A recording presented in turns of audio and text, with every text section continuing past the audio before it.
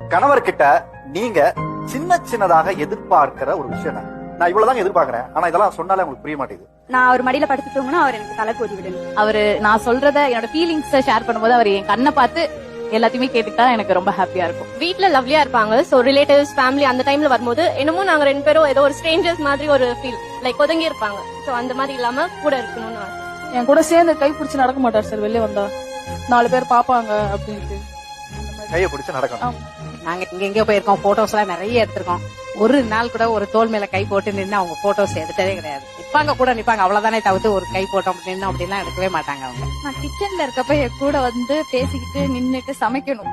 அதான் சின்ன குழந்தைங்க மாதிரி தான் சார் என்ன ட்ரீட் பண்ணுவாரு. நீ அழுதுட்டா நீ இன்னும் கொஞ்ச நேரத்துல சரியா போயிடுவேன். சோ நான் உன்னையா சமாதானப்படுத்தினேன். சோ நான் அழும் போது வந்து எனக்கு வந்து கணு தொடங்கணும். எனக்கு வந்து எங்க அப்பா ஊட்டி விட்டது கிடையாது. சோ எனக்கு வந்து இங்க சாப்பாடு ஊட்டி விடணும்னு ரொம்ப ஆசை. உங்ககிட்ட அவங்க பெருசா எதிர்பார்க்கறது என்னன்னா, உங்களால செய்ய